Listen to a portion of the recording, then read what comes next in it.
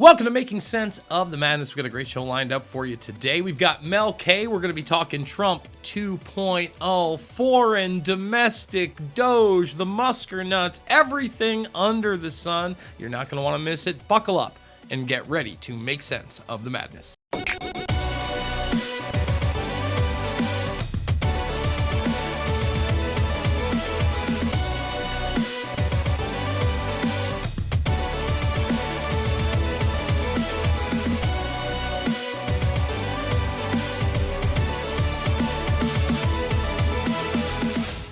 And we are joined by Mel K. She's the author of Americans Anonymous, Restoring Power to the People, One Citizen at a Time. You can get that over on Amazon.com right now.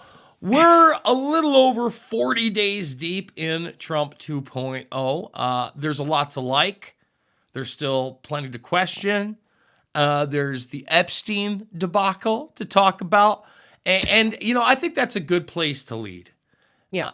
Because there's a lot of hopium out there in the conservative field of the Epstein list that doesn't exist, of these documents just coming out carte blanche. Like, some people actually believed that Pam Bondi, after she went on Jesse Waters, we're going to get like the magical revelations from the realm of of Pandora or something. And I'm just thinking to myself, okay, guys, I don't think you grasp the evidence they already have.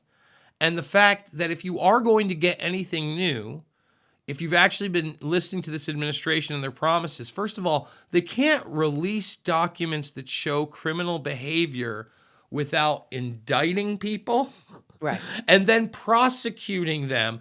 Those documents don't become available until the court process and the evidence is presented in public.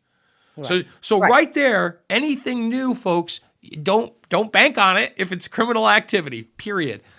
Today, there's a clip of her going around from the news last night where she says she's now gotten the documentation from the SDNY. I've posted that clip. I want people to pay attention to what she said. She said, we got them all by, or hopefully got them all. So again, A truck full. Yeah. A truckload. But again, she doesn't even know if that's all the documents. And they're probably not, because if you just have the SDNY stuff, why wouldn't you have all the stuff from Palm Beach?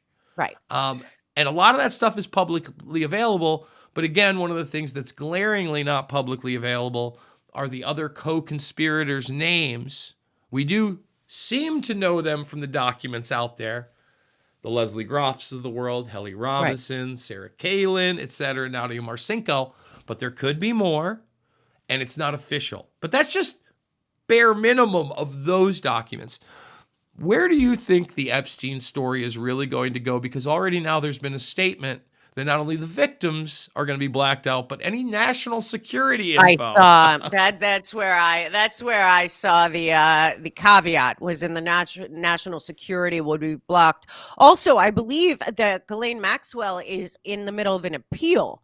Also, so letting what are they going to let out that would jeopardize her case? You know, I mean, you also have to look at the Southern District of New York as a whole. The Southern District of New York, back to Cy Vance and Pradeep that Trump fired, but also the Wiener laptop was never exposed at all. He got a slap on the wrist instead of the insurance policy, and all the emails that Uma had coming through CC'd from Hillary Clinton that disappeared. And by the way, just to be clear, because a lot of people associate Wiener going to jail with that laptop. That's not what happened. No, I mean, that laptop never had any criminal repercussion whatsoever. It was one of his 15-year-old victims that went public with the Skype conversations and the video capture that actually got. Now, I want people to think about that. If that occurred, then obviously his laptop was more than likely the thing used in the communication, and yet that never came out in the public arena. So please continue. No, that never came out. But also, Southern District, New York, is where the Awan brothers took off after basically hacking the election and stuff, and never were seen again. And then also, Jason, you and I were both out there reporting it when the NYPD apparently and the field office of the FBI in New York went into Epstein's house. We had a blackout in New York at the time. And frankly, what I was told is that there were binders of CD-ROMs with names and ages on them and multiple binders, but also that there were hard drives and that they left them there, came back, and they were gone. So, so I mean, the evidence we need to see and know about is who was blackmailed, who was paying for the blackmail, because don't forget, as you know and I know, Prince Andrew and Epstein and others go back to the Iran-Contra. They have a lot to do with selling weapons. Les Wexner, his only client, ended up buying Air America and moving it to Ohio, where we know what happened with the head of Abercrombie and Fitch. And of course, Epstein was promising all the girls Victoria's Secret contracts, which Les Wexner owns both, never questioned. And when we go into all of that, you and I both saw, I think Luke from We Are Change went down to the island and got footage. We don't know. People don't even know what happened on that island, let alone. And when they're talking about 250 victims, if this started in the 90s, there are way more than that. Jean-Luc Brunel, what do they have from him? He was suicided. And by the way, Epstein- Jean-Luc Brunel is another example of this network and why it wasn't.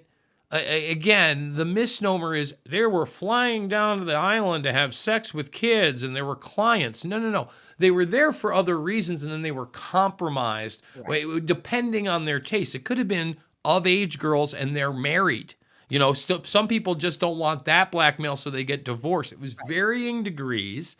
And just about every single one of these girls ran through Epstein first. We know about this recruiting, so we're talking about hundreds, if not thousands. For instance, Glenn Dubin, his name is there, and Eva Dubin was a former girlfriend of Epstein. Okay, so Jean-Luc Brunel is photographed with them on private planes, photographed with them with his IDF, his Israeli Defense Forces hat on. And he was another one of these people in the modeling arena. So there's the one transactional thing, but they weren't paying. For instance, if you look again at the publicly available evidence, not just the black book, but the planner, there is Jean-Luc Brunel's name. And then there's like whether or not these are 2 8-year-old girls, right? Yeah. Now, Brunel, because he was recruiting, and he would have been one of the few people, I think, that maybe got to some of these girls before Epstein and weren't just pawned off, and it was kind of integrated together, but both used to compromise individuals. For those that don't know, he was arrested, criminally charged, and found dead in his cell in Paris, I think now a little over a year and a half ago. I could be wrong on the timeline. Whether he committed suicide or not is a moot point. They have a ton of information criminally on this guy, not just the FBI, but Interpol. We're talking about intelligence services like MI5, MI6 overseas. The list goes on, but continue, Mel. Yeah, I mean, and that's why people saying that he was a Mossad agent. It seems to me that Epstein was working for whoever paid him the most money, and we still don't know that because I think that the top of this isn't Hollywood or DC. I think it's Wall Street and the banking system. And don't forget, Chase had to pay $350 million to the victims, yet nobody was charged. This is HSBC too. So I mean, look at what was happening in the Virgin Islands. So much going on, and then of course he was connected through Lieber and the Human Genome Project and Harvard and MIT to all of that world, and the Edge Foundation and the billionaire dinners. I mean, there's so much evidence on Epstein out there that should be available, and yet they're telling us that they had 200 pages and announced to the world that they were going to release them. Then they have all these people come to the White House that have not covered this, okay, and give them binders, and they're holding up the binders. And you and I have dealt with some of the victims, and all I thought in my heart was, oh my God, the last 3 days for them. This is terrible. And frankly, I don't know what's going to happen. But if we don't find out the money trail, frankly, I just think if Bill Clinton is never even questioned, this is dead. And that's the worst part, because to me, Bill Clinton is the most obvious person to question, to at least give it a legitimacy that they care at all. And then, of course, the head of the FBI in New York, I mean, the head of the FBI in New York yesterday was resigned or let go or whatever. But that guy's been there the whole time. Every single person that is in the Southern District of New York basically either came in under Obama or Clinton. And at the end of the Southern District of New York is basically where big cases go to die. And I don't know. I don't have much hope other than it coming out from people not likely our government, but from other people. But I don't know what's going to happen. All I know is that a lot of little boys and girls and adults, I'm sure as well, were trafficked. I believe that it had something to do with Haiti and the Clinton Caribbean Island Initiative. And don't forget, as you know and I know, in the first case, Epstein's lawyer sent a letter to the judge saying that he started the Clinton Global Initiative, Clinton Foundation, with the Clintons, and the other guy that started it with him jumped off a building, Stephen Bing, in LA during COVID. So whatever's going on, it definitely connects to the Clinton Global Initiative, Clinton Foundation, whatever happened in Haiti, and all this other stuff. So I mean, it's very deep, and to release the Epstein things would be to start telling the story of 20 years of this operation. I think it would be more than 20. I think you'd probably be looking Yep. at 40 or 50. And if you get into Ghislaine Maxwell's father, you Right. already can go back further than that, where, again, a media mogul was running intel operations, not just with Israel, not just British intelligence, but also Russian intelligence as well. And that's why I've always, although quoted some of the three-letter agencies and their corruption, when you get to broader programs, these are often international intelligence operations. Now, you mentioned Iran-Contra, and you talked about Israel.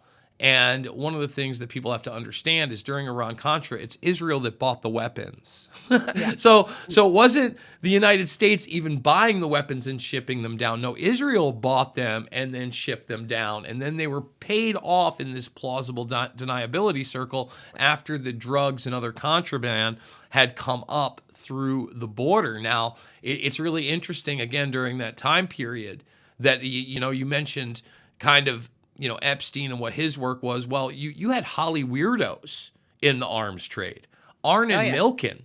Exactly. Yeah, and not only Arnon Milken, but Sidney Pollack, who is in Eyes Wide Shut. Yep. He's kind of like the main ghoul in that.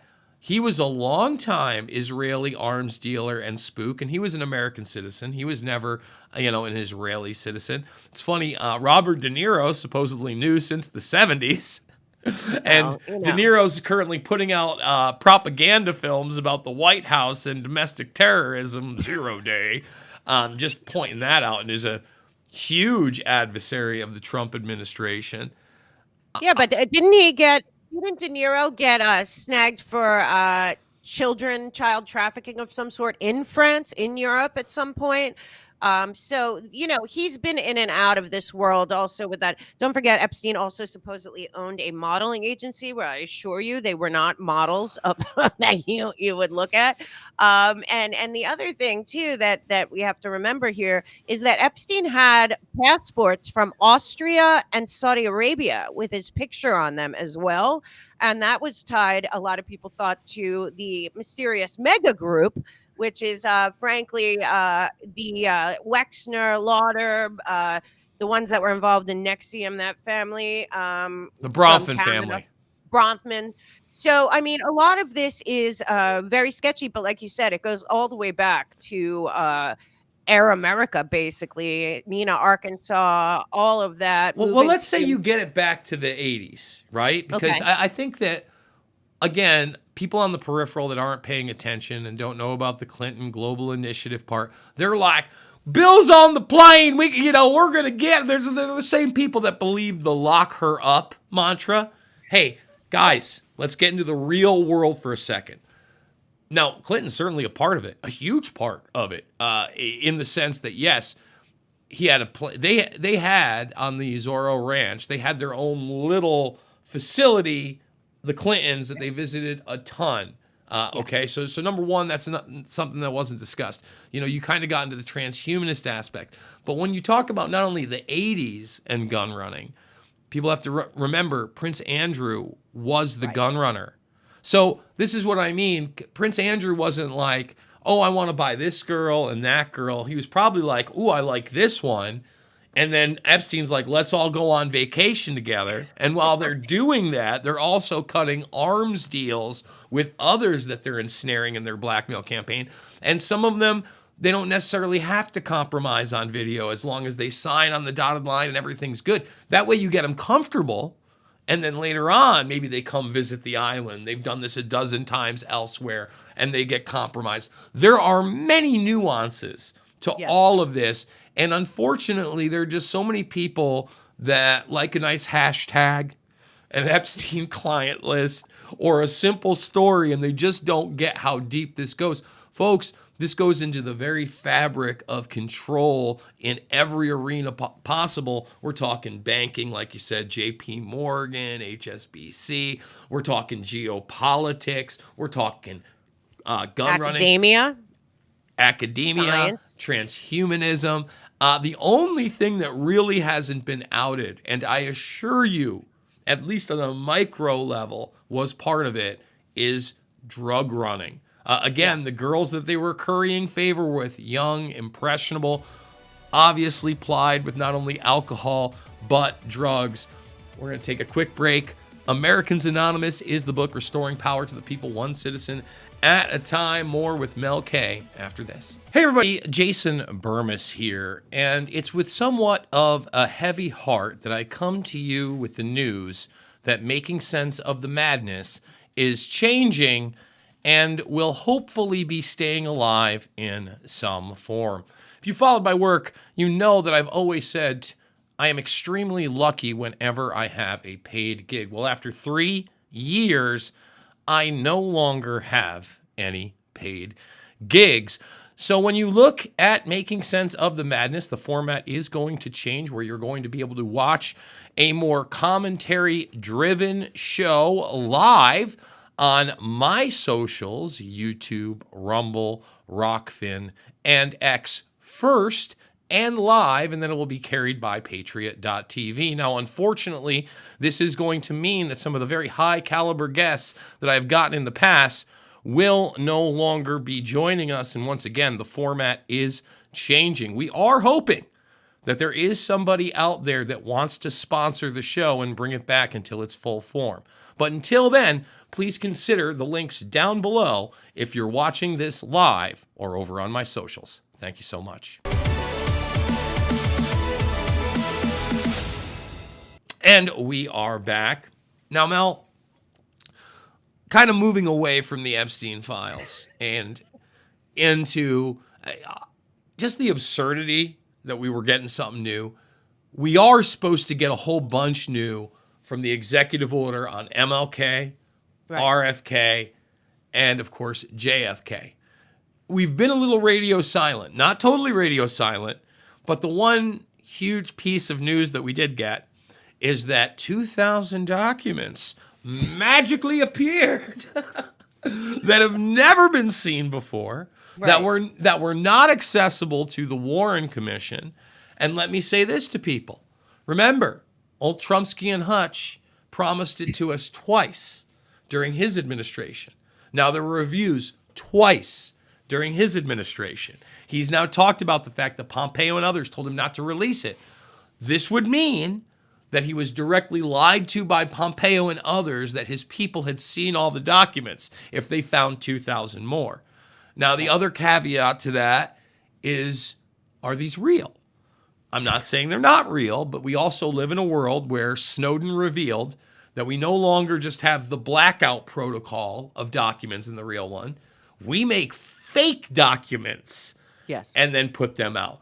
So in regards to that declassification process, where do you think we are, and where does it need to go, and how rapidly? Well, what I thought was so ridiculous was, I don't know her, but Anna Paulina Luna and a bunch of people said that they were on a task force. And then next thing you know, they're giving out binders to people that have podcasts at the White House. So the entire thing is kind of, I just keep saying, I hope the theatrics are worth it at the end of the day. Well, all right, let's talk about theater for a second. Okay. I don't know Anna Paulina Luna personally. I don't know her really professionally. I don't know her social media. I don't know her inside of the halls of government. This is what I know about her. Her last name has been changed. She's a former stripper turned social media superstar. Doesn't acknowledge the stripping. And that launched her political career. Now, Wow. all I'm going to say about strip, I'm not here to judge. Do your thing, ladies. Very transactional business. Very sexual business. And apparently also in Florida. I don't know that she got connections there, but her coming up as a social media superstar also speaks to not only this hashtag, but our obsession with beauty and celebritard culture, and not so much what they have to say. Sure, they're saying things that they like, but, you know, again, moving that also, someone saying, hey, this person's getting millions of views on TikTok. Congresswoman. Right. That's a whole nother You've seen behind the veil at least a little bit at this point. You know how transactional this is. What are we doing? You know, I just had Kurt Weldon on.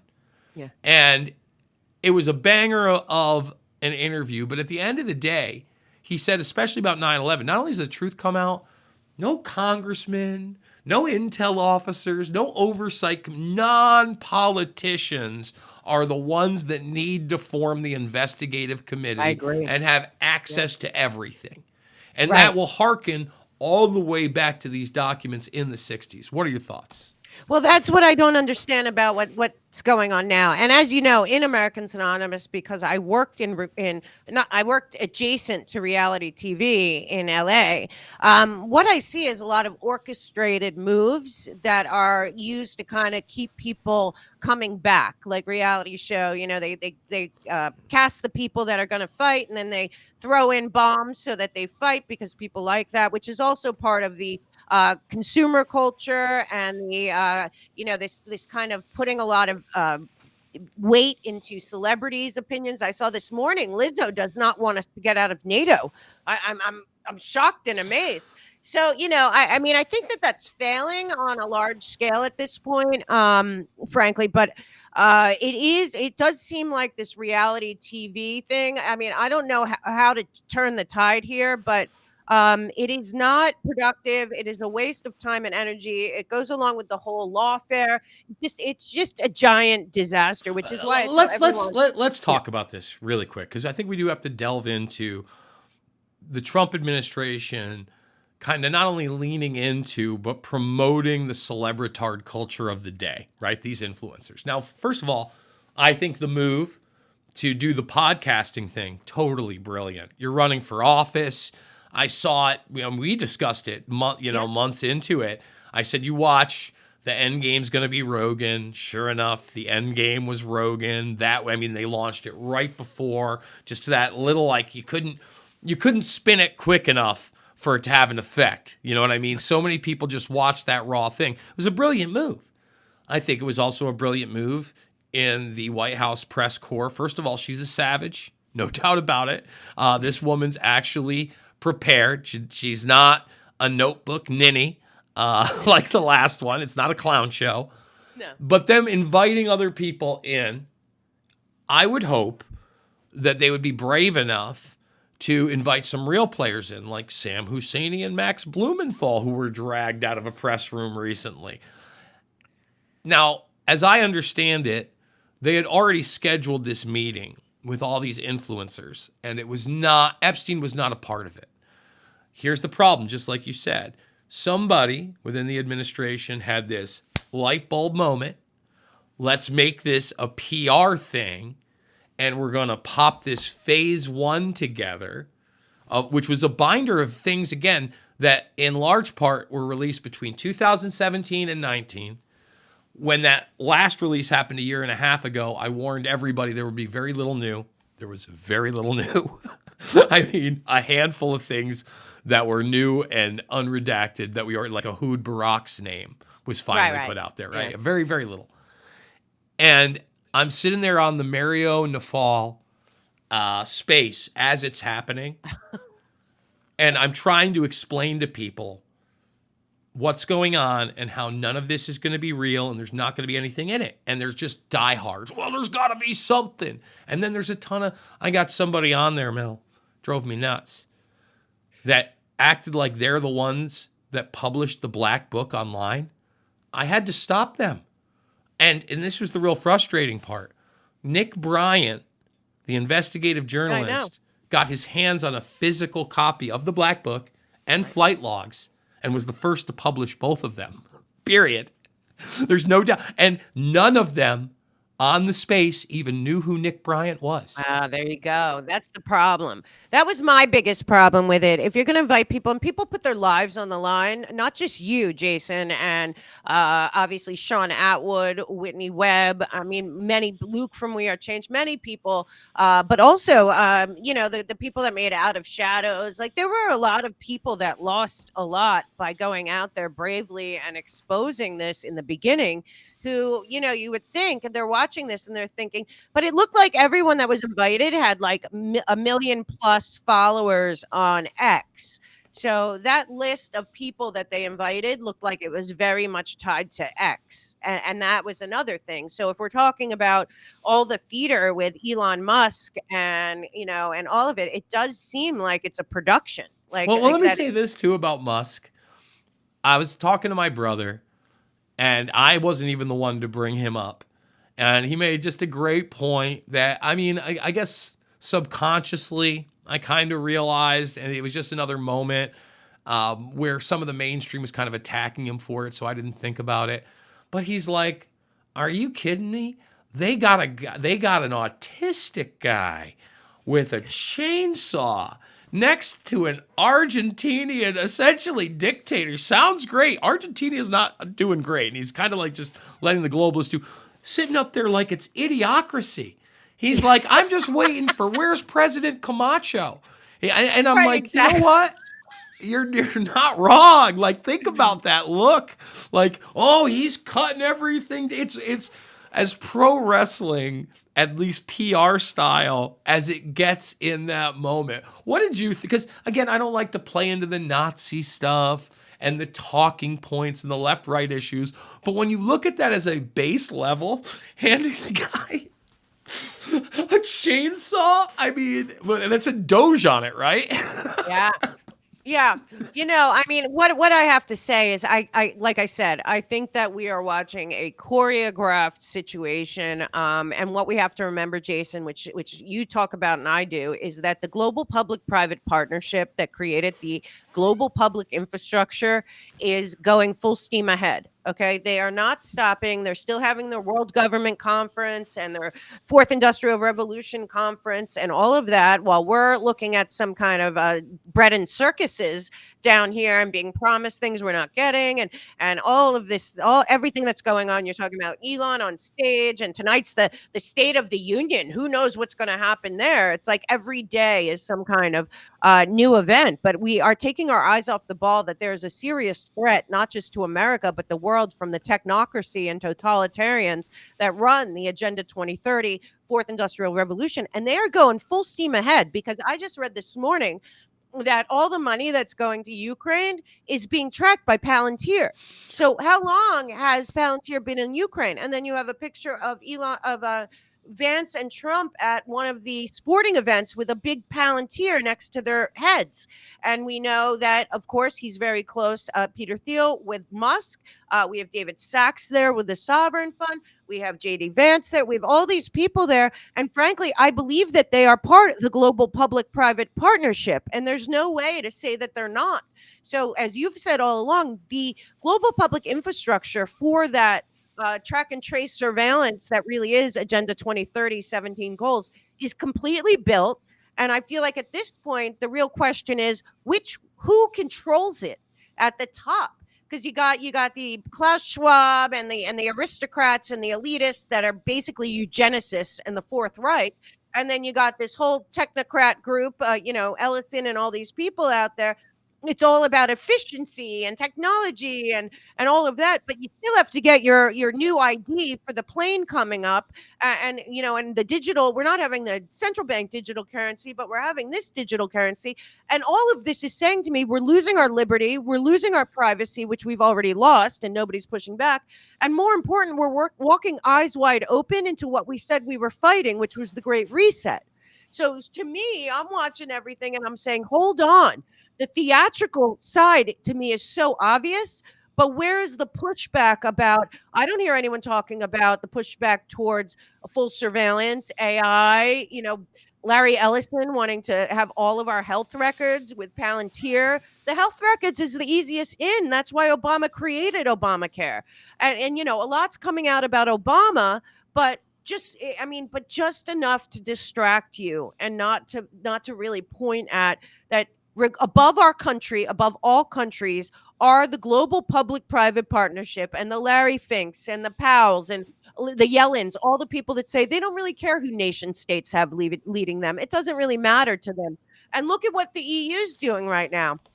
They've destroyed those nation states over a fraudulent net zero and all these things, and then their crackdowns on free speech and all of that, and we're still even discussing being in NATO and paying for NATO, or we're discussing remaining in the UN when everything that they were tasked to do they failed at. I just saw Gutierrez out there being like, all this money being cut from USAID and the international foundations is people are going to starve. There's going to be more war. There's going to be more corruption. I'm like, that's exactly what the UN and the tentacles do. So you need the money to keep that going. And the American people, I don't think fully understand that a lot of this money from, and I'm talking hundreds of billions of dollars through the Green New Deal and the Infrastructure Act and all of that, went to solidify Agenda 2030. I mean, so where are we as Americans when we are apparently the only country that has a constitution and Bill of Rights that could possibly push back? And it would have to be on the local level. You even have Norm Eisen, the head of lawfare, out there talking about municipalities need to be infiltrated for 2026. That is the American people, not cleaning up in their backyard. We need doges in every community and looking at the money, looking at the surveillance, looking at the sustainable development BS, and pulling out the roots where they are. Because to me, I look at DC and I look at the Epstein and I think, like, what do we think we're going to fix? I really think the only power is to realize that this is really in your backyard, and you better start fixing your life and your circumstances. Because if we can do that in enough states and enough counties, maybe we can push back. But for now, the vassal state known as the District of Columbia is just, I think, rotten to the core. And they're just prolonging the obvious, which is get your digital ID and track and trace surveillance and just be okay with it. And I'm not okay with it. But I think a lot of the bread and circuses is so people don't realize that the Great Reset, the Fourth Industrial Revolution, is moving full steam ahead without any pushback. I don't know how. Well, I do want to talk about the technology aspect. The announcement of a quote-unquote crypto reserve, the Stargate project, artificial intelligence, Sam Altman, and of course, the Musketeer himself. But I also want to talk about the UN, NATO, Palantir, Thiel, and beyond. More Making Sense of the Madness after this. Hey everybody, Jason Bermas here, and it's with somewhat of a heavy heart that I come to you with the news that Making Sense of the Madness is changing and will hopefully be staying alive in some form. If you followed my work, you know that I've always said I am extremely lucky whenever I have a paid gig. Well, after 3 years, I no longer have any paid gigs.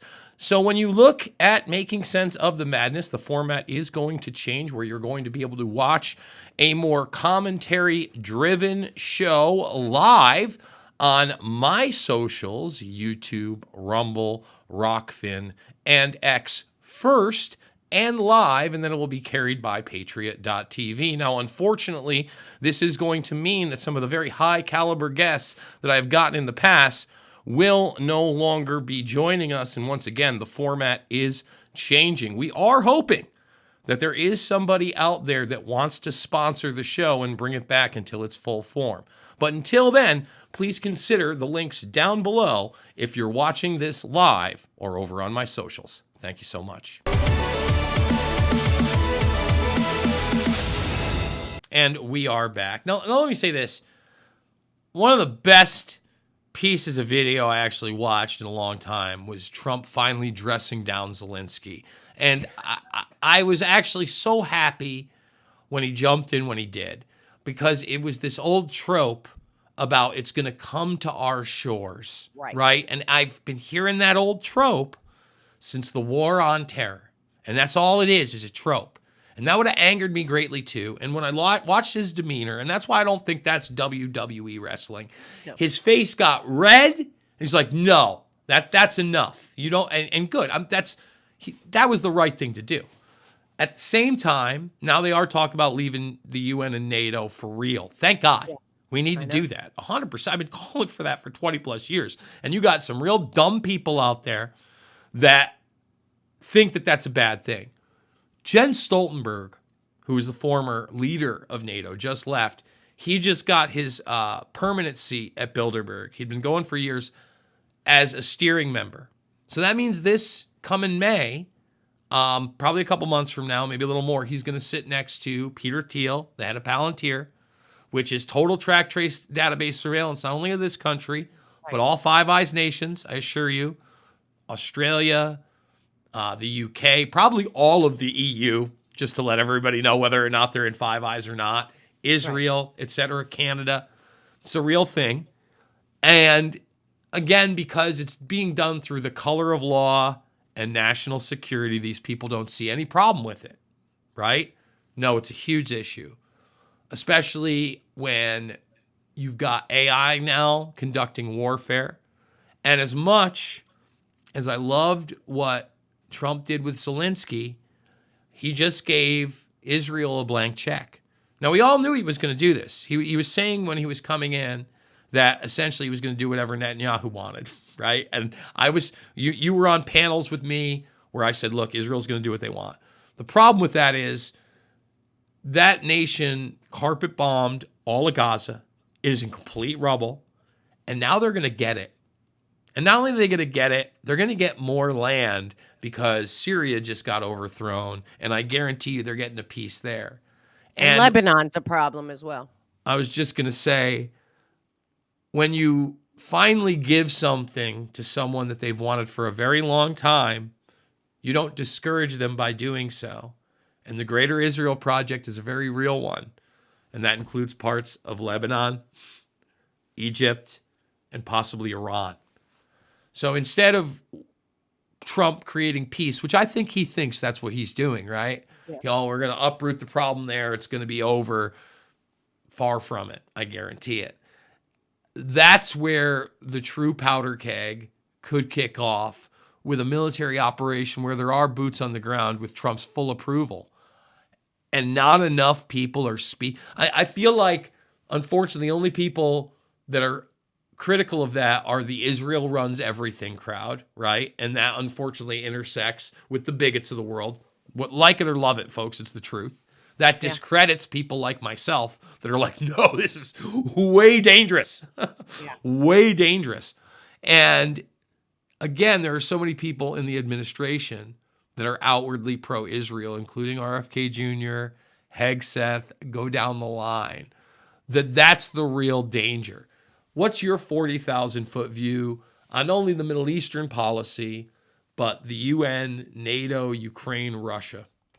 Well, first of all, I think we have to absolutely get out of NATO. It has not been a defensive force. And we also promised Gorbachev, Reagan, and Baker did, that we would not expand NATO. NATO is, to me, the global public-private partnerships, private basic military, and the United States is paying for it. And our contractors that are also sold on Wall Street, our military industrial complex contractors, have everything invested in endless wars. That's how they make money, and that's how they do it after. Second, the United Nations has completely failed at its mandate.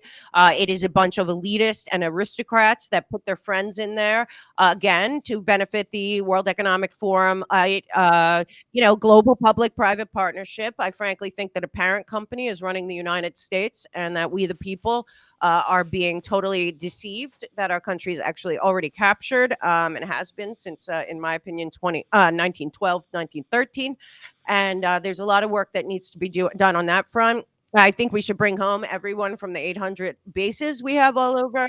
I think every single embassy needs to be looked into. Every CIA agent at every embassy has to be brought back to America, and we need to, I think, fully fix our country and our borders and our plans and all of that in a better way, and then find a new way forward to cooperate with nation states around the world, rather than through this conglomerate that really is about the Bank of International Settlements, the World Bank, and the IMF. All the money that we put goes into their hands, and we're not allowed to audit them. The Bank of International Settlements has immunity, like the Vatican, and whatever's going on there. So we have all those problems. As for Israel, what I believe, and I've always believed, and maybe I'm right, maybe I'm wrong, I don't know.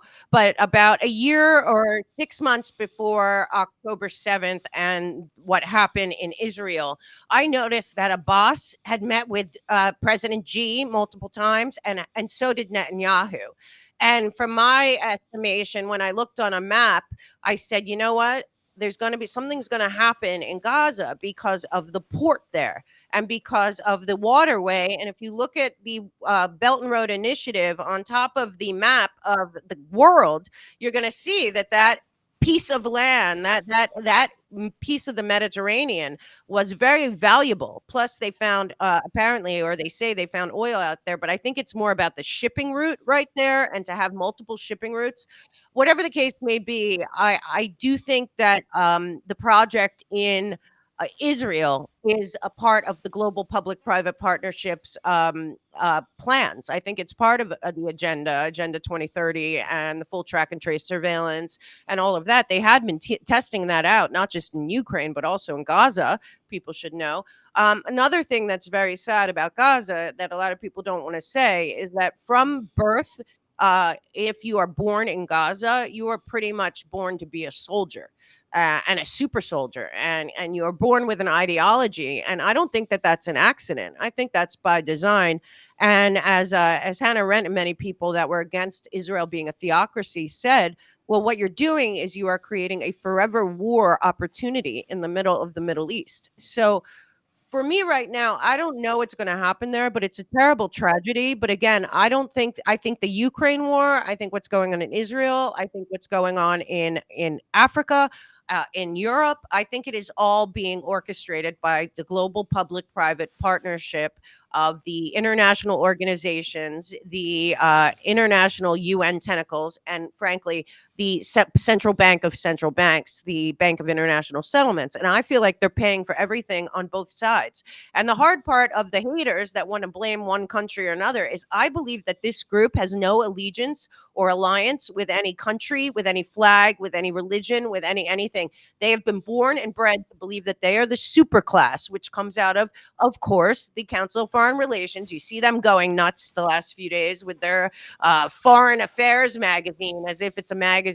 Also, Chatham House, the Trilateral Commission, all these people are losing their minds over the idea that we might be pulling out of the alliance of NATO and of protecting Europe and of funding Europe and all of that. So I believe that most of this, everything that's going on, they don't care how many people die. They don't care. We're not real to these people. I think that it is just a matter of their financial system on the global level is failing. They needed the Great Reset. And what they did is we got a counter Great Reset. So again, the power's not gone back to the people. It just looks like it's shifted to other people. And to me, I just think that we are all being played on a global scale. And like they said, in Tragedy and Hope, there's maybe 6,000 people in the world that are actually benefiting from the murder and death and pandemic and climate nonsense and what they're doing all over in Africa and South America with IMF and World Bank. I just really feel like if we don't go to the head of the snake, then we're just fooling ourselves. I don't know if you saw, they want to put out all these documents that they've been hiding from. Grassley put in a letter about it looks like Operation Paperclip. I don't know if you saw that in the last few days. And I'm thinking, well, if we're dismantling the whole thing, well, that would be necessary. But at the same time, let me just reiterate that. When we talk about Operation Paperclip, we are talking about absorbing Nazi intelligence and Nazi scientists into our military-industrial complex that gets modernized through NASA, through the Central Intelligence Agency, etc. And in 2013, when Annie Jacobson released her book of the same title, she revealed there were still 500 million, not 500,000, not 500,000, 500 million documents regarding that program. I think that needs to sink into people. And really, look, I'm not saying it's the real deal. I'm certainly saying it's more than a possibility. It probably is a probability. They lied to us about Hitler, everybody. Yeah. Post World War II, everything has been a deception on a grand scale. And frankly, in America, since the murder of JFK, nobody within our government has been held accountable for anything. We got to take one more break. I want to talk about that accountability, and I want to talk about it in the form of not only currency, but is there gold in them there hills? We talked about Musk. It's time to talk about Fort Knox. It sounds like a great idea. Let's live stream the bad boy. But again, is this more idiocracy, bread and circus? Final segment of Making Sense of the Madness after this. Hey everybody, Jason Bermas here, and it's with somewhat of a heavy heart that I come to you with the news that Making Sense of the Madness is changing and will hopefully be staying alive in some form. If you followed my work, you know that I've always said I am extremely lucky whenever I have a paid gig. Well, after 3 years, I no longer have any paid gigs.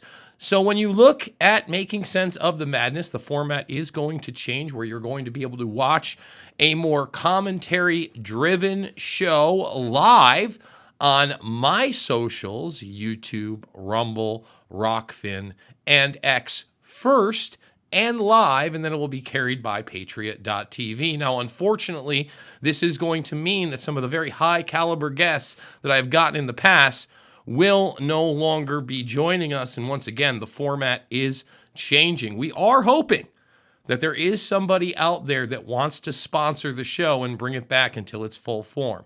But until then, please consider the links down below if you're watching this live or over on my socials. Thank you so much. And we are back. So, again, here it is. Yes, I want Ron Paul to audit the Federal Reserve, and I want them to go into Fort Knox and live stream it. For people to really grasp the Fort Knox situation, there has not been a physical audit with the media present since the 70s. And in that, the media did not get to follow them around. They had to take the word of the government officials, I believe it was congressmen and senators, that went in and looked at the gold. Now, again, sounds awesome on its surface, but why does Elon Musk have anything to do with it? I understand Trump. If you wanted to take the Treasury Secretary with him there, okay, I get that too. The other thing is, he's already hinting at there might not be gold there. I'm not saying we're going to get that shock moment, but we're dirty. We're dog dirty. For those that don't know, many, many years ago, I believe it was during the 90s, we cut a deal with China in gold bars. And China received these gold bars, but upon further inspection, they realized that most of it was actually tungsten dipped in gold. Now, I'm not saying that they would do something like that to trick the American people, but I'm also not putting it past them that what does an audit like this look like? What is it in reality? I mean, Is Trump going to go in there and start like scratching it off with like a diamond It's cutter? gonna gonna be see. like Geraldo with the Al Capone vault. And nothing's there. Exactly. Is it going to be that? I mean, that's what some people are expecting, but it would be ironic because it would be the thing they were expecting. Like most people were expecting the vault of Al Capone to have all sorts of goodies and cash and all this other. It's just empty. They're putting out the projection it may be empty. What are your thoughts on this whole deal? And the idea now is instead of a gold reserve, we're going to have a crypto reserve. And one of the crypto coins that was talked about was XRP, which got past its little legal troubles, started to explode again, and has been put out there already by the World Economic Forum many years ago as a possible CBDC. Right. Go ahead. Right. So was Ethereum. Listen, as for the gold, I do know that gold has been being shipped from the city of London to New York, but apparently that has slowed down, which doesn't surprise me. But for the last 4 years, China, Russia, India, even small countries have been storing and stocking up gold as they've discussed the BRICS nations and the gold-backed BRICS currency, which then Trump comes in and says you're not going to be allowed to have the BRICS currency. Yet we still see people out there talking about turning our country back into a gold-backed currency, maybe even a crypto based on gold. I don't know, but whatever the case may be, gold has to be revalued. Like whatever, they've never revalued it. And what we do know is that many people, including at Chase and other banks, have gone to jail over the years for manipulating the gold and silver markets. So again, this is so extreme. And then the other thing is, they've been selling gold stock certificates on Wall Street for years and years, but some people think that those certificates are sold multiple times, one after another. So whatever's going on with gold, there's so much that would have to be done. It's not like, wow, there's our gold, like we're leprechauns, and all of a sudden we can go do it. It is not valued right. It needs to be checked. You are absolutely right that gold was sent overseas that was dipped in gold. And we got caught. And then also, I have to tell you, I don't know what's going on over at the Vatican, but something very bizarre is going on there. And I was told a long time ago that they were all involved in the gold, shipping gold around the world. And why were we sending our gold to the city of London anyway? So it's just all very incestuous when it comes to talking about gold. And I think we've been deceived the whole time. The one thing I know for sure is that Henry Kissinger encouraged Nixon to go off the gold standard at the same time that he sent Klaus Schwab, Henry Kissinger, to start the EU through the World Economic Forum. And then all of this, again, goes back to the Bank of International Settlements, which has never been looked at and I believe pays for both sides of every war. So at the end of the day, I do believe that no matter what happens, it's the people of our nations that are being put through a circus. And the answers are out there, but they're going to make them as theatrical as possible. And that's what scares me, even of Elon Musk and everything going on. What scares me the most is that we have serious infringement upon our privacy, our future, our self-determination, our nation, our land, our property. It's all coming as fast as it can to get us on the digital public infrastructure. And yet nobody's talking about that at all, not in the mainstream, but not in the government either. So to me, it's like, wait a minute. So we gave all this money through the Inflation Reduction Act to Ledger Technology. You know, the IRS bill with the 87,000 agents. That wasn't the scary part. The AI part was the scary part. So all these things are not being talked about. And by the way, Mel, the Chief AI Officer program is still going strong under Trump. There's not. With Schmidt still involved? Well, he's still in the National Security Council. They didn't strip him, as far as I know. I didn't hear any. And why would they? Story with that? Why do people have? Why is he stripping the 51 agents of their security clearance? Some of them haven't been in the government for 20 years. Well, because they still get access and they still have networks. It's actually that's ridiculous. It is ridiculous. I'm glad that he did it, but again, with somebody like Schmidt, who still has great ties to Alphabet, Google, YouTube, the National Security Council. In fact, you know, one of the videos I did in recent weeks was showing him at these national security events. Folks, his best friend was Henry Kissinger. I know, and they Like, wrote a book about AI taking over. Nobody, hello, and Jason, you've done great work on that. That he was in Google China when they built the track and trace surveillance system, the global infrastructure in China. He was part of that. The Google employees felt like they were doing something wrong by creating it with him. And I firmly believe when I talk about the global public-private partnership, I think that they built that in China for us. And that is what that China is the test ground for the global public infrastructure that you've laid out on your show is already built. All it needs is America. If America is sucked into it, then the technocracy agenda 2030 works. If and not, listen, it's not. we have to be most careful where the road to hell is paved with great intentions, right? We're in a world now that we're utilizing AI to quote unquote target terrorists. Trump just labeled the cartels as terrorists, expanding that. Not sure what that means, but I do know that my government has been involved in high-level cartel drug running for a long time. So there's a lot of blind spots. There's a lot of good things going on. You've got to be able to be balanced and not play team baseball. The book is Americans Anonymous, Restoring Power to the People, One Citizen at a Time. Great to have Mel K on the program, and great to have you watching this show right here on Patriot.tv 5 days a week. Folks, I love you, and we'll see you on the flip side. Folks, what an episode. We're going to end it right there. I just want to remind everybody to please consider supporting the broadcast in the links down below. $5, $10, $15 means the world to me. We got the Buy Me a Coffee, the PayPal, and the crypto for truly independent media. Love you guys. See you on the flip side.